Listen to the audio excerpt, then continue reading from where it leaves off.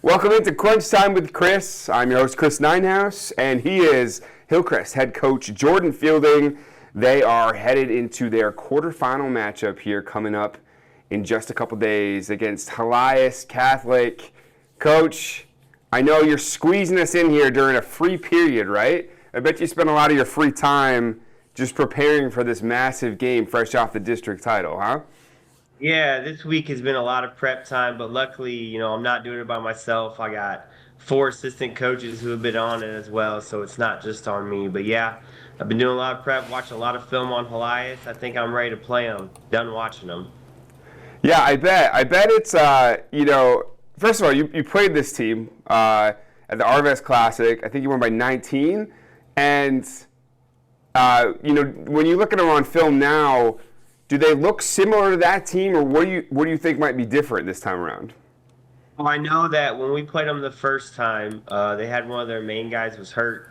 They had just come out of football season. They had a deep run in the postseason in football, so I know they were not at 100% strength yet. So I know they have a guy who didn't play last time played healthy, and it's pretty much the same guys. His rotation's a little shorter, just kind of like ours is now. In the postseason, everybody's rotation gets just a little shorter. But no, they look very similar. They're really good. They're a well-coached team. I mean, they went to the quarterfinal last year and ended up losing to Parkview, so they'll be ready to play this game. But no, they look very similar, and just like everybody now, the teams that you play right now in the quarterfinal and beyond, they're all playing their best basketball. Yeah, it doesn't. There's definitely no easy games for you guys right now. It's funny. It's funny you mentioned that. I really appreciate that insight because you're looking at it on paper. Okay, you played this team. Yes, it was a tournament setting, which is not the same, and it's so early in the season. It was one of your first few games of the year that you played, and certainly was for them as well. And these teams, they get here because they got better. And I think a lot of people probably don't think of that when you beat them by 19 before when you played them, but they're going to have that player back. I want to talk a little bit about this district game that you guys just won. An amazing comeback. I want you to know how it is for us. I mean, we were planning on doing an athlete of the week on Kyrie Simpson, and we had it out. We don't always know, but we assume we thought you guys would win, and we're like, okay, I think that would be a safe one to do. Interview him after the game. He'll be in a good mood. But then I get a text on my phone. It's like, oh, they're down. In the third quarter by whatever it was, like maybe 6 or 7 at the time. And you guys had this furious comeback in the fourth quarter. In a sport without a shot clock, that's not always a given, I mean, just talk about the amazing grit that your team showed here. The thing about, anytime you win a district tournament or a big tournament, a lot of things have to go right for you. And there's a lot of skill, but there's also a lot of luck. When I think about that game, I think about, the tempo was quick, and so that was an advantage to us, especially at the end whenever Carl Junction decided like they were ready to go and didn't really hold the ball on us, so that gave us more time to make a comeback. And that third quarter, we got down pretty bad. I think we got down 10 or 11 points, and just kudos to our guys for not quitting. I mean, I think that was the culmination of all our hard practices all season long. We asked a lot of them. We make them hard, and we ask our guys to fight through them, and they really came together. And it started with our leadership from Kyrie Simpson and Javen Jones. They did not let us break. They let us bend, but they did not let us break. And down the stretch, players just made plays. Sometimes it's not about X's and O's. A lot of times it's just about guys making plays, and that's what happened with Kyrie at the end of the game. That's what happened with Javen Jones making big blocks in the second half. That's what happened with Kyvon Alexander hitting big threes in the second half, more specifically the fourth quarter. And our guys just really stuck together, and that's what got us to the finish line that game. Yeah, funny story about at the end, just so many cool things. The highlights were incredible. The block that you referenced there, I think you guys were down 4 at the time. It would have been so it was like a 4-point swing because it led to the bucket the other way. It was just such a big swing, and then it's funny because the Kyrie deflection where he gets the ball back in to his teammate to score, that was just an incredible athletic play. And then when the game was tied at the end, what I love about the play is that, so Danielle's at the game, and Danielle is not very tall, and Kyrie himself not very tall. So she's shooting it from down here, and it's like mid-back of all the players, and then we can't see him. We don't know where he is. We know he's got the ball somewhere. And then he just scoots around the side, and he scores the game winner there.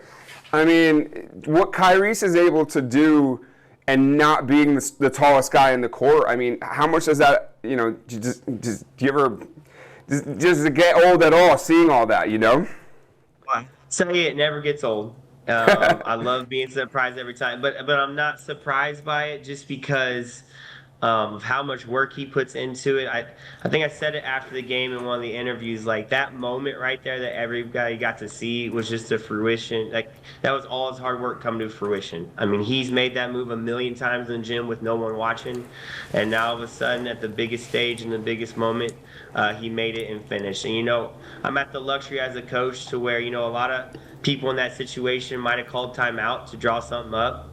But I just kind of went with my guy. I had a kind of a gut feeling and said, you know what, he's going to be able to make a play or make the right play, and luckily he did. But no, I'm not surprised just because of how hard he works. I mean, he's been in the gym every morning this week, and that's not new because he does it every week during the season, and he's also brought other guys in with him. And so, no, not surprised. Always amazed. He had one move this year at Branson when we played him on the road where he jumped sideways. His body was horizontal and flipped it back, and it was just how in the world did that go in? So he does some pretty amazing things, but really it's just heart over height for him. I mean, he is an absolute gamer, and when the lights are the brightest, when he shines.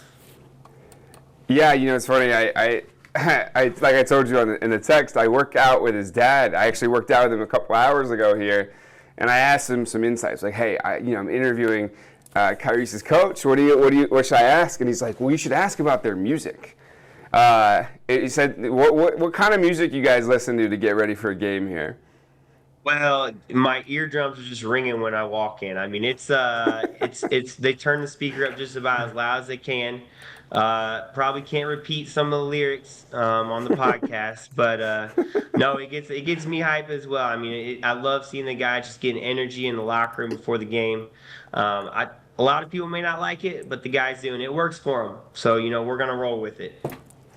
Yeah. So it's the first district title you guys have won in 3 years. I remember that game against Parkview.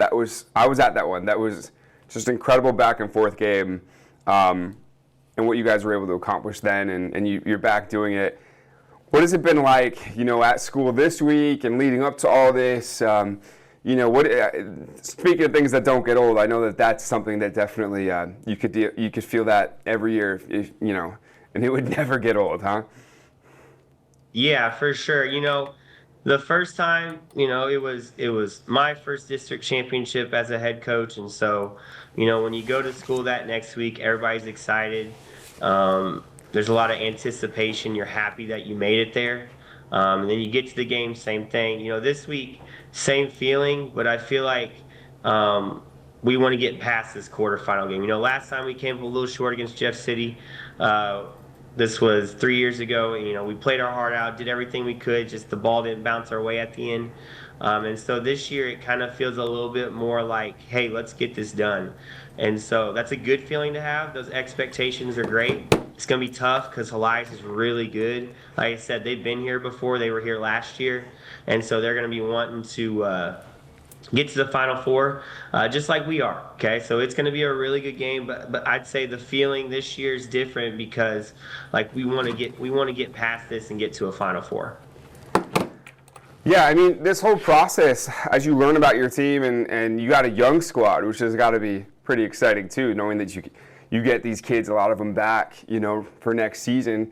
Kyrie's being the one we've talked about here. But when you prepare for this, what has been maybe the funnest part of the ride for you, if you really were to think about it, about how this season has gone? Was it that district win, what you guys just did, or was it something else? The district win is just a culmination of everything that's happened this season. I mean, it just it sums up our team's kid, like it just sums up Hillcrest High School and our community. Like we are just resilient. I mean, it just sums up our community, how we won that game, how, we get knocked down, we bend, but we don't break, and we come back even stronger. And so, yeah, the district champion is definitely a culmination. I love getting to practice with these guys every day. They're funny. I mean, they rag on each other.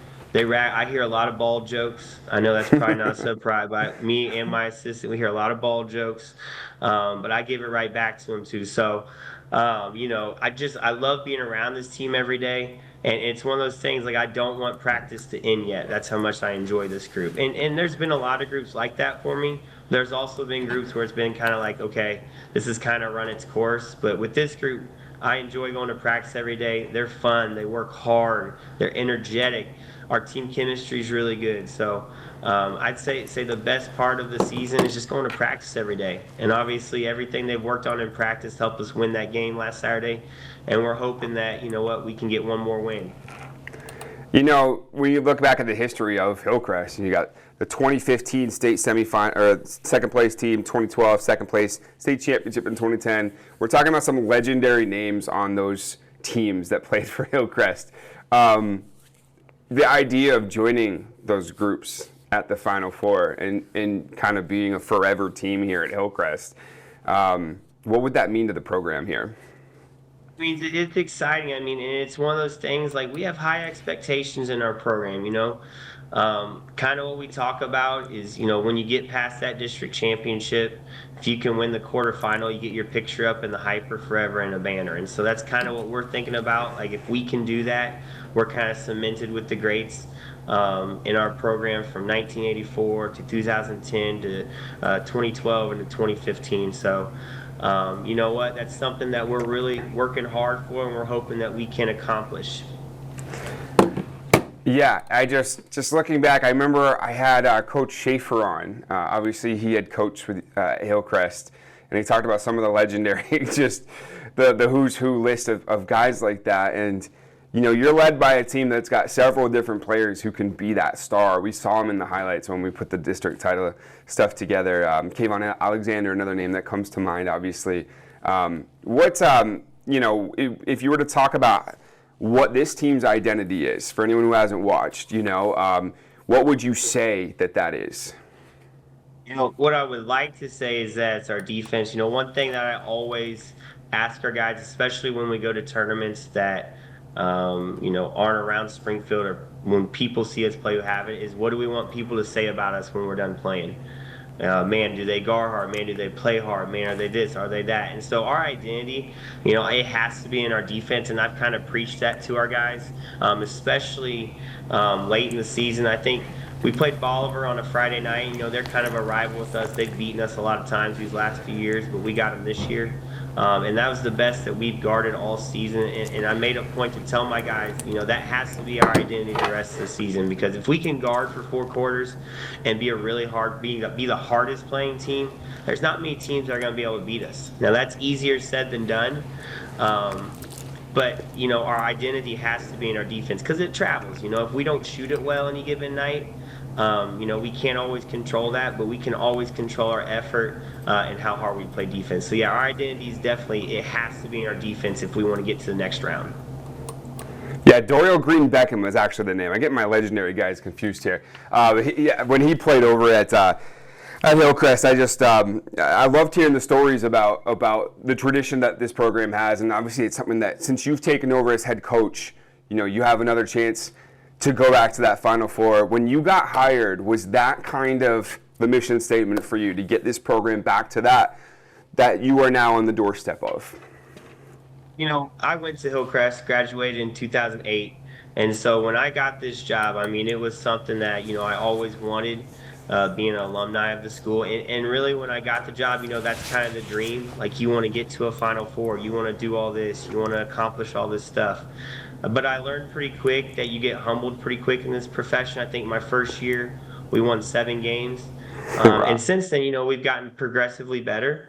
But a lot of it doesn't have to do with me. A lot of it has to do, I would say most of it has to do with our players, and then the staff around me, and also our administration, just the school in general. And so, yeah, obviously, you always want the Final Fours, you want the championships, you want this, you want that, but you also want to make sure that your kids are doing the right thing, acting right in class, productive members of society. And I think that's something that we accomplished. Winning's just a byproduct of doing things the right way.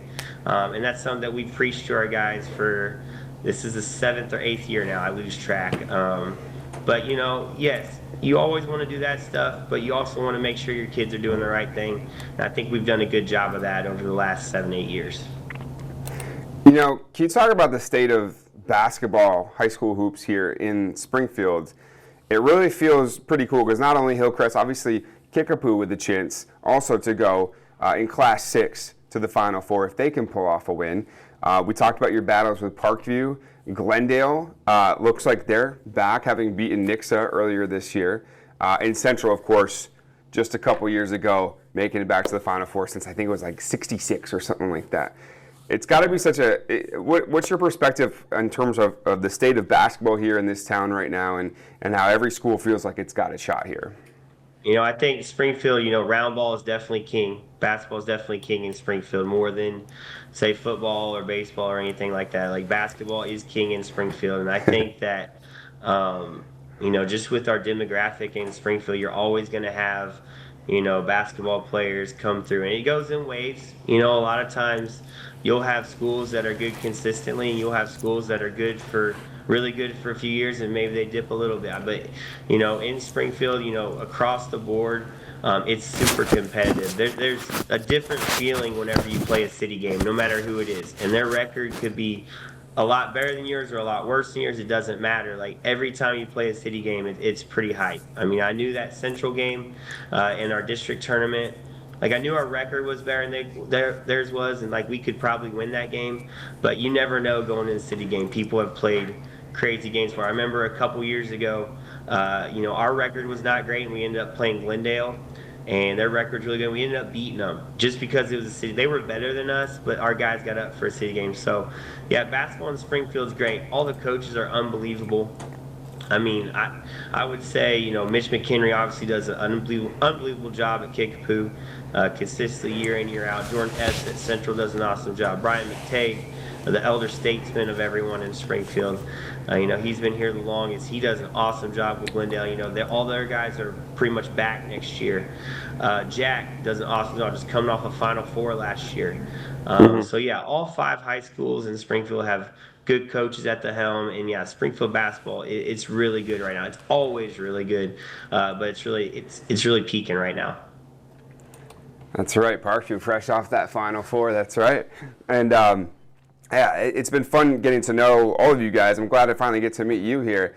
I know, talking to Coach Simpson, I think one of my first assignments was a few years ago when they were at Tournament of Champions, and their guys were dunking on that. I just thought that was so cool. I was like, they must all be like this, But obviously it ebbs and flows, and I think for you, we're recording this on a Wednesday here. I believe we're releasing it on Thursday. Usually we actually release them on Wednesdays, but I think we're gonna do it on Thursday, so it's kind of right before the game. What is your next? Yeah, what is the plan for you guys?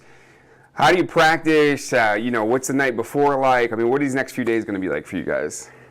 Well, I always think the best thing to do is just stay in routine. And so our schedule really has not changed at all. Our practices have not really changed at all.